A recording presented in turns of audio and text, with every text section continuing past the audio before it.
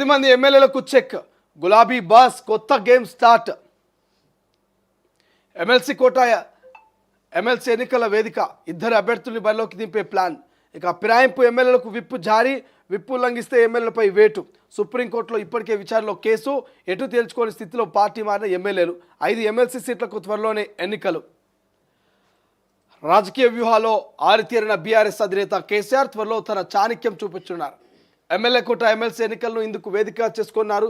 ఈ ఎన్నికలు వేదికగా పార్టీ నుంచి ఫిరాయించిన 10 మంది ఎమ్మెల్యేలకు చెక్ పెట్టున్నారు. అంటే అవుననే తెలుస్తోంది.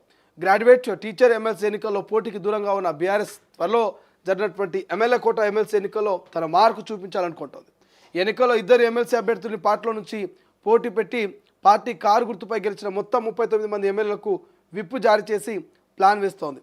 ఈ విప్పును ధిక్కరించిన ఫిరాయింపు ఎమ్మెల్యేలు కనుక కాంగ్రెస్కు ఓటేస్తే వారిపై చర్యలు తీసుకునేందుకు ఇది తమకు బ్రహ్మాస్త్రంగా పనికొస్తున్నట్టు పార్టీ పెద్దలు భావిస్తున్నారు. పార్టీ మారినటువంటి 10 మంది ఎమ్మెల్యేలు ఎవరైతున్నారో ఈ 10 మంది ఎమ్మెల్యేలు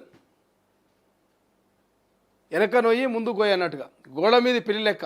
ఇటు బీఆర్ఎస్కు పోలేరు, అటు కాంగ్రెస్లో ఉండలేదు. ఇటు కాంగ్రెస్లో ఫుల్ ప్రెజెడ్గా ఫ్లెక్సీలలో ఫోటోలు వేయించుకోలేరు, కాంగ్రెస్ పార్టీ యాక్టివిటీస్కు పాల్గొనలేరు. పోనీ బీఆర్ఎస్ సొంత గుటి కన్నా పోయి సొంత గుట్లను యాక్టివ్గా పనిచేద్దామంటే వాళ్ళు దగ్గర కూడా రాణించట్లేరు వీళ్ళని.